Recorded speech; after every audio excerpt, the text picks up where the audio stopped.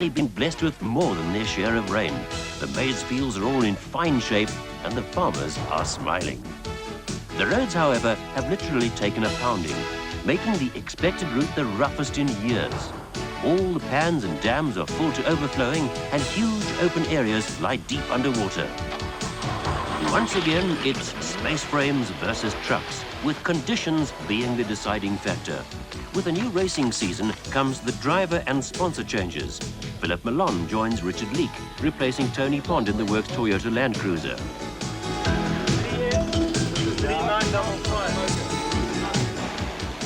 Local men Andre Kok and Koos Kutsia step into the ex-Malone Holt Toyota.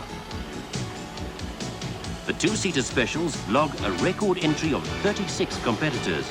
Many, like Bruce Carolyn, ex-single-seaters, opting for navigation assistance. In his case, ex-biker Roland Geiger. 4 entries from Southwest Africa, all looking for national points. Hilton Beattie moves from Yamaha to KTM in the 250cc class. His ex-teammate, now rival, Alfie Cox, is on a Kawasaki. Willie Ireland rides against Kevin Tebbett, both on KTMs, and Jeremy Davies, now Kawasaki, in a bid for the 500cc class. 3 sidecar configurations have entered, but this tough 500-kilometer race takes easy odds against these jokers. Let's have a look at the route. From Leopon, the long 450-kilometer section runs in a clockwise direction to Setlagoli, Lochacheng and the dry northern part to the service point, swinging south, Heathview and finally the finish. To determine the starting order, an 80-kilometer dash through the Mealies gives the competitors a taste of what lies ahead. Class by class, vehicle by vehicle, the Leopon headquarters empties as the off-roaders head for the mud. The 4-wheel drive vehicles have both mechanical and psychological advantages. As Philip Malone and Richard Leek get down to business, they must feel only pity for the open cars in these conditions.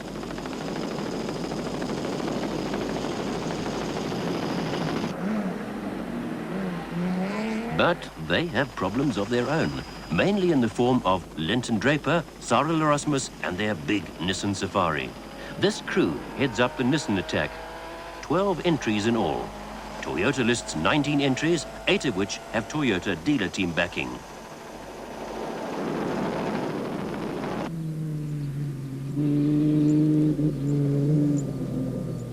As expected, road conditions are bad.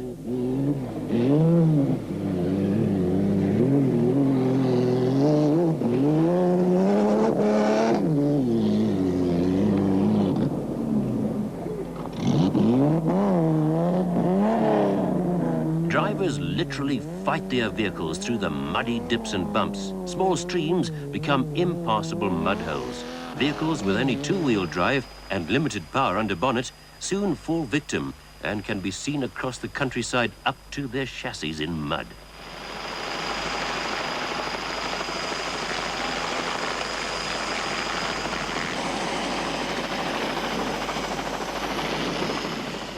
With minimal traction, wheel spin becomes a problem. This in turn creates problems of its own. Over-revving causes overheating, leading to engine failure. Clutch and gearbox parts are put through unbelievable strain as the drivers endeavor to inch their way forward. Route schedules become useless balls of paper mache, soon to be discarded as the crews favor survival over excellence. Tire conditions and, in fact, tread choice become a major factor. This choice is not easy, as both wet and dry conditions are expected.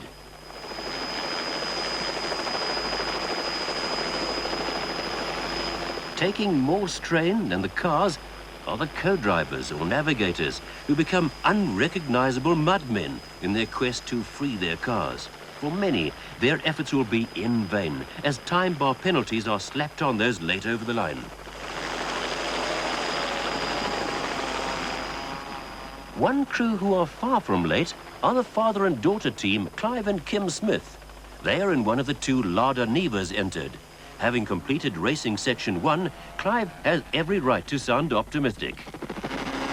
Went very well for us. We had no hassles at all. We went off once and we nearly rolled once. Other than that, we had a trouble-free run. Nothing at all. And your time, you happy with your time? Fairly fast through, under an hour, yes. Now tell us a bit about the Larder. It's a bit of an unusual car. It comes from Russia, they say. Tell us a bit about that. It's actually imported from Europe. We have two in the race here, one of them sitting in the mud at the moment.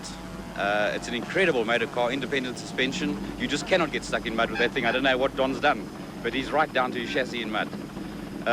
Plus we've put in a bigger motor than the standard motor. It's now a 2-litre, going very well. Now Kim, you navigate for your dad. Tell us a bit about it. Do you enjoy it? Obviously you do, but do you have any problems out there? No, not at all. I love it. I honestly do, and it's different. I mean, no one else does it. Now you're 16 years old and you're still at school. Do your friends give you any hassles with that? Do your teachers comment about it? Well, no, my friends are very encouraging, and the teachers are encouraging, and like the headmaster's so encouraging. He doesn't mind me taking off school to rally, and you know, everyone's encouraging about it. And you don't have any jealous boyfriends that would like to be there themselves? No, not at all.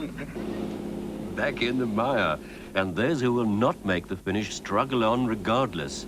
Only 54 vehicles will qualify for a starting time on Racing Section 2. 43 will be mass started 30 minutes later, and 13 have run their race.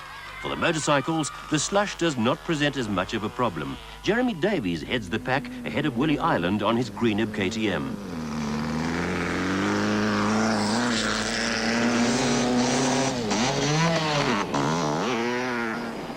Jeremy, on the Drivelines Kawasaki, sets a cracking pace, but nobody knows better than Jeremy himself just how forbidding the competition really is.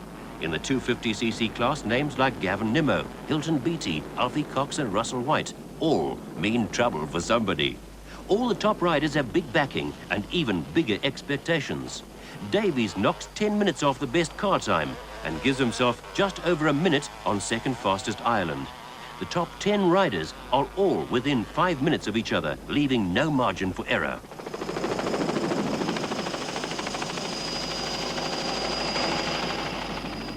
For the vehicles, conditions and expertise played a major factor in the results. Milan and Draper lead the field, but in his effort, Milan over-revved his Land Cruiser, blowing a cylinder head gasket in the process. The Toyota finished Section 1 with no problems, but the repair work took longer than the allowed time. And for arriving late at the impound, Milan and Leek picked up an hour's penalty, making their task on Racing Section 2 almost impossible. For all, it had been a taste of what was to come. Only tomorrow will be 5 times further. Dawn and the start of Racing Section 2. Milan drives off into the still dark morning. In order to take the honours, he must win this race by 1 hour. For the Toyota, it's all or nothing from the start. 40 kilometres out, and the leading 6 cars race single file through the bush. Obviously absent is the Land Cruiser, reported to be parked on the side of the road with damaged front suspension. While trying too hard, Milan has blown the Toyota's chances.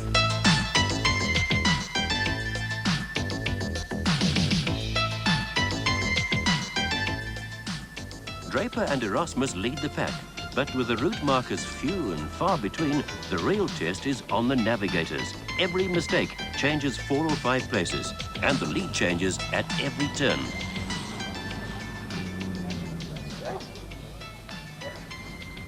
At Setlachole, Saki Kukumur and Frick Fourie lead in their hybrid VW Beetle. They've developed a 30-second lead. Again, navigation and luck play their part. As the Beetle cautiously enters the river, Frick gives Saki the wrong option.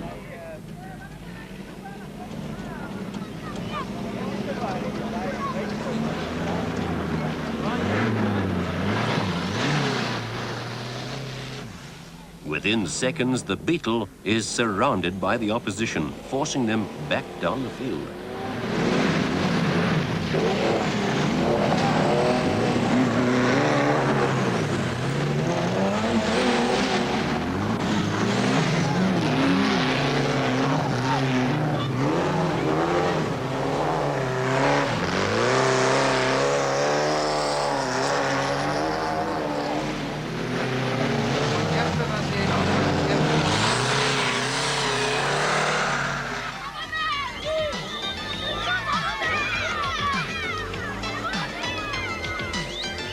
Quinton retakes the lead, powering the safari over the bumps and through the water. Klaus Degener is ever present, and being in a single-seater, this follow-the-leader situation suits him just fine. Brother Gert Degener, along with Till Hannemann in the Range Rover, form part of the crowd. The Range Rover took a bashing when sideswiped by Draper as he reversed the Nissan out of a donga. There's no love lost between the competitors as they struggle for the lead, and at every opportunity, places are won or lost.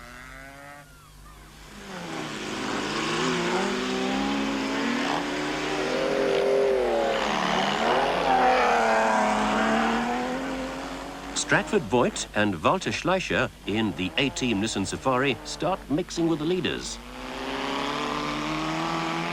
A puncture for Draper and Erasmus sees the Nissan grounded, and the rest of the pack disappear over the horizon.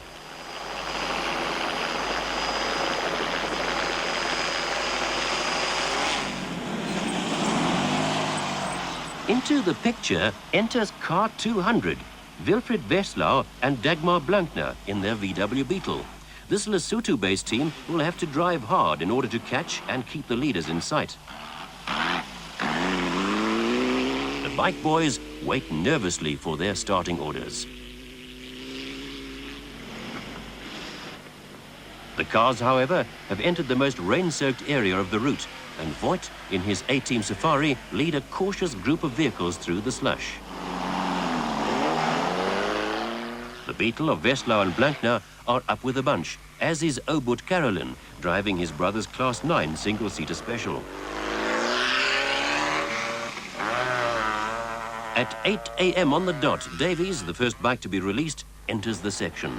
Ahead lie 450 kilometers of back-breaking road. Seconds seem like hours for Willie Island as he anxiously awaits the countdown. Cox is third to go, close on the heels of Ireland.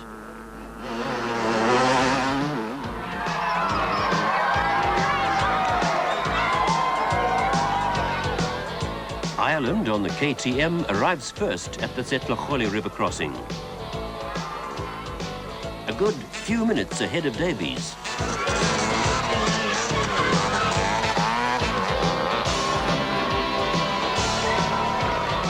When Davies does arrive, problems are evident. The Kawasaki has broken exhaust, and the resulting loss in back pressure is draining the big 500cc motor of almost all its power. A new system, however, is available at the service point, and if Jeremy can nurse the bike for the next 100 kilometers, he could still have a chance.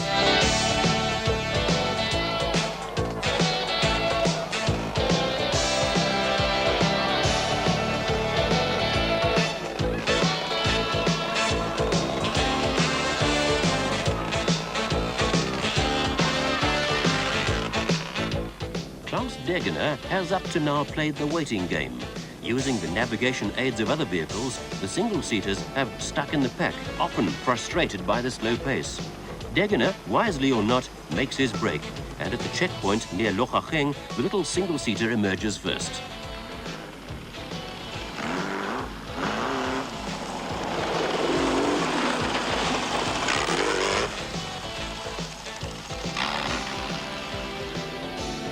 This lead is short-lived, as some 50 kilometers later, Draper and Erasmus blast into sight. Degener is a close second, but the pack that so faithfully stuck together have dispersed, and at the service point, the fight for the lead is down to 2 cars. How's it going, man? No, we're okay. It's like a treasure hunt. And lots of bad marking. Bad marking. But it's super. It's a test, I want to tell you, boy. Yeah. And punches and so on? We had one punch here. One punch. But we unfortunately took a gate down, but everything's going well. Just watch out.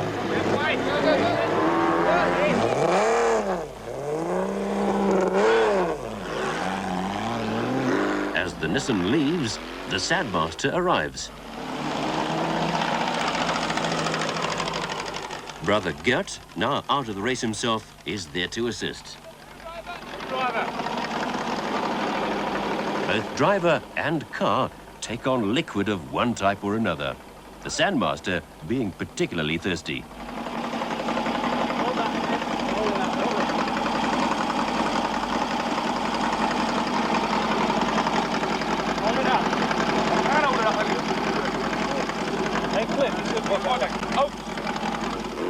are soon ready to roll.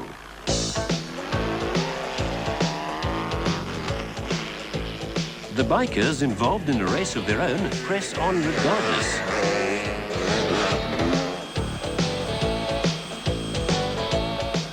For Draper, with his big 4x4, opening farm gates presents no problem. Behind him, Degner has gone missing, and now tailgating the safari are Saki Kukumur and Frikpuri. With the race now 3/4 through, it seems an almost certain win for the Nissan. Draper attacks the mud hole with such aggression that the truck bounces and twists with the effort.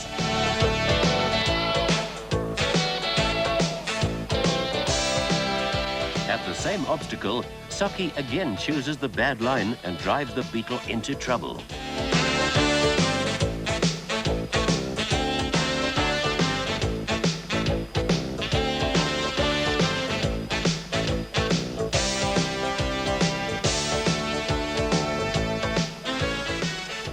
Frick, with his overall still spick and span, must respectfully get out and push.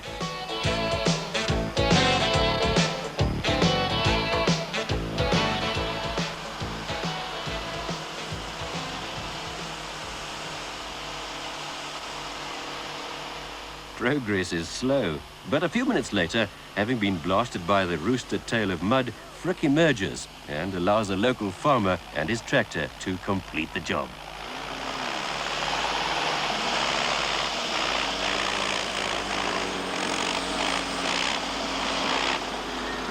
Now 5 rand lighter, a very soggy Frikpuri climbs back into his vehicle, and soon the V-dub is back in the race.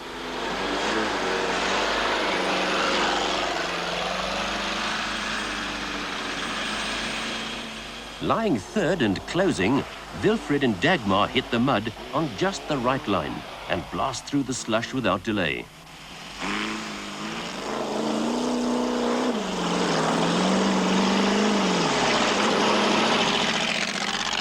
Degner, now at 7th, due to a lack of navigation, chooses his line carefully and makes it through with ease.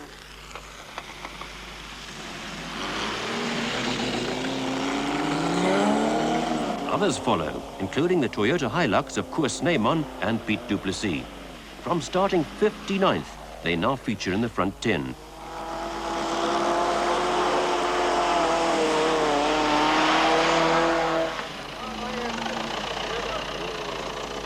The leading bike, unmistakably Willie Ireland, soon arrives. With no problems to speak of, Willie has opened a huge lead on second rider Alfie Cox. The KTM2 gets through without problems. Despite an almost obvious line, some still choose the danger zone.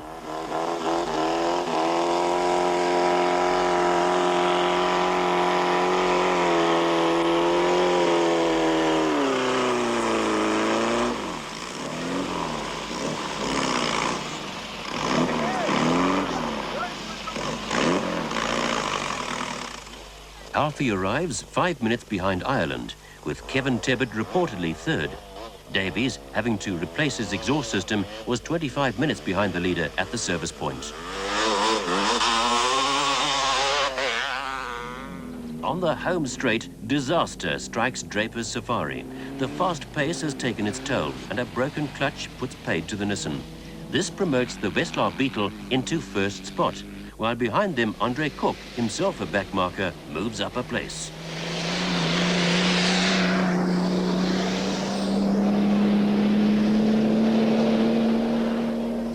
Tebbett senses a Davies threat and rides off his limit.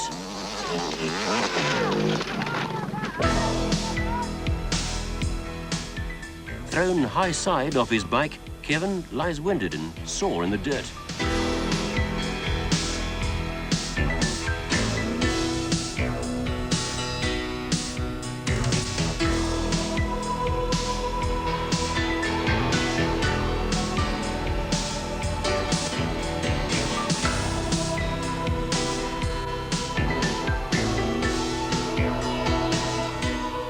Thankfully, Kevin's injuries are minimal, mainly shock-related, and with encouragement, he's soon on his feet. You lost the place. Davies arrives, obviously concerned about Kevin, but is waved on by the crowd. He's now third and has made 10 minutes on the leader. Kevin rejoins the race. His reflexes still somewhat shaky, but he is not the only one with problems. The final stages of the race have well and truly put the vehicles to the ultimate test. Wilfred and Dagmar limped their Beetle over the finish line. The car's back suspension totally collapsed. Having started in 26th place, they were soon amongst the leaders and the eventual winners. Willie Ireland on his KTM has ridden a fantastic race. After taking the lead fairly early from Davies, Willie has set the pace and at one stage had even overtaken the leading car. Besides a mud hole close to the end that almost engulfed the KTM, Willie has had a clear run to the line.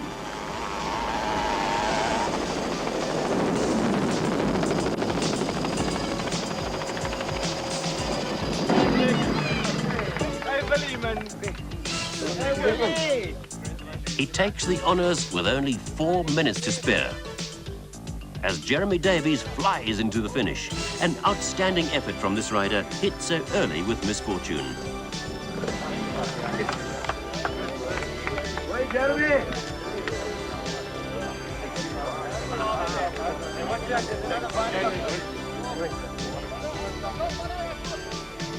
Maritzburg-based rider Alfie Cox arrives at the finish in third place, with still no sign of a second car. Unbelievably, the outline of the Toyota Hilux takes shape as it races for the line with the motor sounding like new, and not even a puncture from its general RVTs. Koos Neyman and Piet du Plessis have almost done the impossible, from 59th to 2nd in 7.5 hours. Het was heerlijk geweest, baie dankie. Ons het lekker gereisd. Ons het nergens nee, geen papwiel nie, ons het nooit verdwaal nie. Die motor was uitstekend. Dit was net 'n wonderlike masjien om mee te ry. Dit was baie lekker. Dankie. Baie dankie. And so the results. Veslau and Blankner take Class 2. Koos Neyman and Piet du Plessis win Class 5. Class 1 goes to Ronnie and Zonia Stanton. Class 3 to Bill Angus and Derek Weatherall. Class 4 to Kobus van der Berg and Koos Sutherland. Class 6 to Stratford Voigt and Walter Schleicher. Class 7 goes to Charles Higgs and Dries de Klerk. Class 8 to Ralph Barnes and Stuart Spence. Klaus Degener won Class 9 and Robbie Wolf Class 10. On the bike side, Willie Ireland takes overall honours and Class 13, while Class 11 was won by Mike Kent and Alfie Cox wins Class 12.